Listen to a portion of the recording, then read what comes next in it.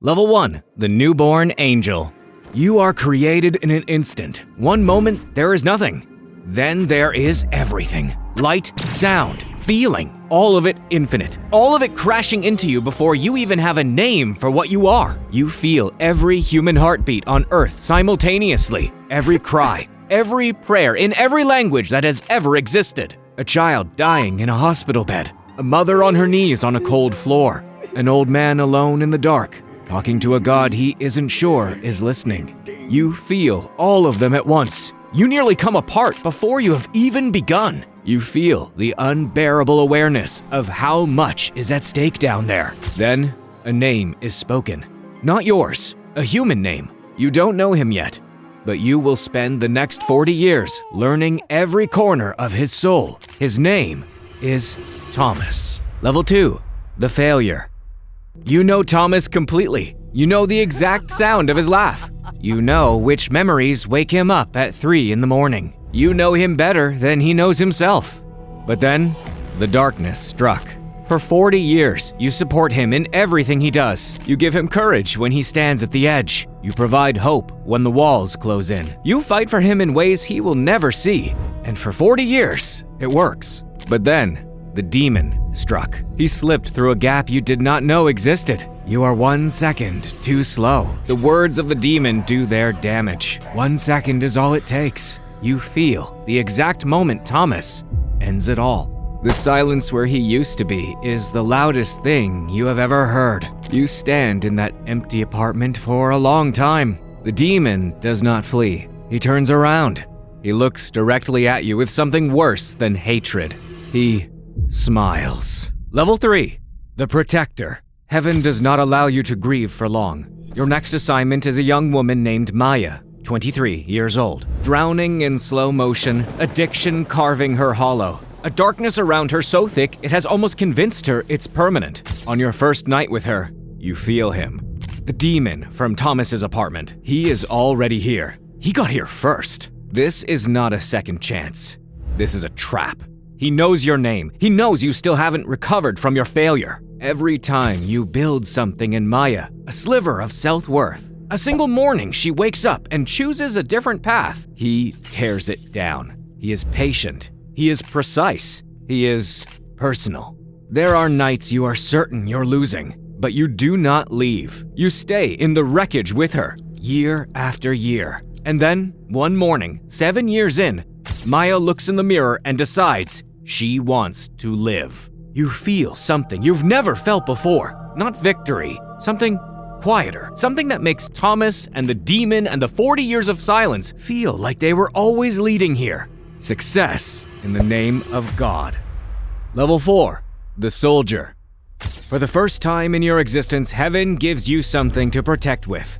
They give you a sword. They hand you the name of a demon. Your task is to hunt it down. The being you're hunting has been haunting a single family for 3 generations. Grandfather, father, son. The same darkness passed down like an inheritance. Addiction, violence, self-destruction, each generation worse than the last. Not because of genetics, because the creature has been deliberately, patiently dismantling each man from the inside before moving on to the next. You track the demon through the city, but he knows you're coming. You engage in a building that has not been used in years. You pull your sword out as the demon comes running, fast, towards you. That is his mistake. You do not move. You let him close the distance. He swings with everything he has, because he has always won by overwhelming. You step once to the left, and in that half-second of imbalance, you place your sword exactly where it needs to be. He looks at you, frightened, as you banish him back to hell. The youngest son of the family wakes up that morning with a feeling he cannot name. A lightness where something heavy used to be. He will never know why. This sacrifice is what an angel does, and you do all of this in the name of God. Level 5. The Betrayal. His name was Gabriel, and he was the closest thing to a brother you have ever known. 2 centuries of warfare side by side. He knew your doubts before you spoke them. He knew about Thomas. He knew about the demon who said your name in that empty apartment. He knew all of it because you trusted him with all of it. You see him. He is standing in the ruins of a city you fought to free. but something is very wrong. He is covered with a layer of darkness as he is joined by a senior demon beside him. Gabriel does not raise his voice. He does not threaten you. He simply lays out the case. You are being controlled by God, he says. Used, sent into battles with 7 angels when you are worth 100, given 1 soul when you could govern nations. Heaven is not protecting you. Heaven is containing you. The demon behind him says nothing. He doesn't need to. Gabriel is the weapon. Every word lands in a place that has no armor. Because you built no armor against him. You feel the pull of it, the freedom of it, move through you like a tide. You stand in it. You breathe in it. Then you say no. Gabriel closes his eyes for just a moment. When he opens them, the sadness in them is real. It is the part you were not prepared for. That after everything, Gabriel isn't angry with you. He's just disappointed. Level 6, the Defender. Your hard work pays off. You are now commanding a legion, 100 angels under your command, patrolling the cities that border hell, holding the line against everything that dares to approach. It is the largest force you have ever led. The responsibility of it sits on you differently than a sword does. Heavier, more permanent. You are on a routine patrol, and as you turn a corner, it happens. The attack comes at midnight. You count the enemy as they pour through the breach. The demons are merciless and more run towards you with every second. You stop counting at 200. You lose 6 angels in the first wave, 4 in the second. The line keeps breaking and you keep closing it with fewer angels each time. 11 left. Then 8. The 8 of you pull into a formation so tight you can feel the heat from each other's dimming light. Everyone knows this is the last position. Nobody says it. You hold for 2 hours, not because you are winning, but because behind you is a city of millions who will suffer should you fail. But then, reinforcements arrive. The assault breaks. You are standing with 7 angels instead of 100. Then you feel it. Something vast. Something ancient watching. Not a demon. Something far worse. And you already know what it is. Level 7. Satan. You have become too effective. Too dangerous. Satan turns his gaze on you for the first time. He doesn't send a demon. He comes to you personally. He comes alone. No fire, no theater. He sits across from you, and he is the most beautiful thing you have ever seen. And the most terrifying, and both at the same time. He does not threaten you. He speaks quietly to you, so quietly, gently even. He lays out his argument like a poet. Humanity, he says, is a cycle. They are given life and they waste it. They are given peace and they manufacture war. You have watched this for centuries. You know he is not entirely wrong. He does not ask you to join him. He asks for something far more subtle. He asks you to stop. Just stop fighting. Let humanity choose. They always choose the same way eventually. Then he leans forward and tells you he knows your weakness. He knows you want to bring Thomas back. After all these years, you now know why he is so dangerous. He makes you doubt everything about yourself with only his words. You abruptly leave, managing to resist his temptation. For now. Level 8, the Commander. You are given control of a legion and the authority to bend the laws of the physical world. Miracles are your instrument now. You deploy them in service of a nation tormented by demons for thousands of years. The city is hell on earth, so deeply embedded in the people that most angels have stopped believing liberation was possible. The battle takes 11 months. You lose 50,000 angels and humans, but on the final day, the demons break. You feel them shatter. A sound like a chain the size of a continent hitting the floor. The nation breathes for the first time in 1,000 years. But even in this victory, you can feel something gathering at the edges of the world. Something that makes this battle feel like the start of a war. Level 9, the Seraphim. You are now one of the highest angels in heaven. Something in you is opened that was never open before, and light pours in at an intensity that would reduce a human being to nothing. It is not comfortable. It is not serene. It is the most violent transformation you have experienced since the moment you were created. You burn.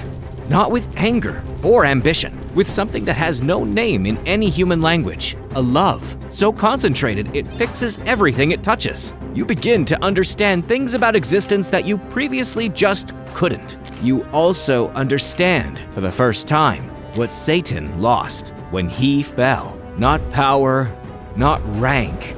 This burning. And you understand now why he has never stopped being so angry. Level 10, the leader. You were right. All hell is breaking loose. The assault begins on a Thursday with no warning, everywhere simultaneously. Every soul you have ever touched is targeted at once. Maya, the children of the nation you freed, an entire generation, targeted through demons, through technology, through despair. You cannot be everywhere. That is the point of this strategy. He designed it specifically around your limitations. You lost some of them. People you fought for across decades. The pain of each one is specific. It accumulates with no limit. But you do not break.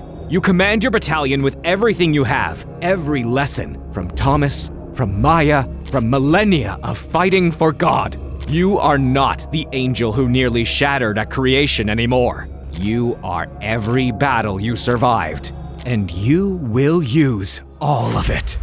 Level 11, Lucifer. Satan tempts you with the one thing you want. The war is still raging when he comes back. He comes alone. He stands in front of you and he shows you Thomas. Not a trick, not an illusion. Thomas, his face, his skin, the exact quality of his presence that you memorized across 40 years and have carried with you as a wound ever since. Satan doesn't speak for long. He lets you look. Then he says he can give him back. All you have to do is submit. Just once. Stand down for just 1 hour. Let the darkness take what it was going to take anyway. He says your name the way Thomas used to say it in his sleep when you were still guarding him and the world was still something you believed you could protect. You stand there with 40 years of failure writhing in your chest. You look at Thomas's face, and then you answer the question Satan asked of you before.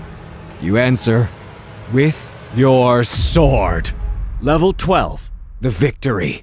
You banish Satan back into hell. Satan is defeated, but not destroyed. He is pushed back further than he has been since the first war in heaven. You stand in the aftermath, but you do not celebrate. Thousands of angels have been extinguished. 4 million human souls lost in the crossfire of a war they could not see. You say their names, every angel, every soul. You say them all. It takes a long time. When you are finished, you stand in the quiet and feel the full weight of what was sacrificed here. And you do not let yourself look away from it. But then, you look out to the world below, still broken, still full of people on their knees in the dark, and something settles in you, like foundation being laid. You would do it again. Every loss, every death, not because it didn't hurt, but because it matters more than the pain. Level 13, the right hand. God calls to you by name, not your rank, not your title, your name. You stand closer to the throne than any created being. You are not unscathed. You carry Thomas, Maya, and the 31,000 angels on your shoulders. You carry all of it, and you carry it upright. You did not get here because you were the strongest or the most fearless. You got here because every time the darkness offered you a reason to stop, you found one more reason not to. The war is not over. Satan is still out there, still patient, still looking to tempt and deceive. But you will be ready for him. You will be facing him until the end of time.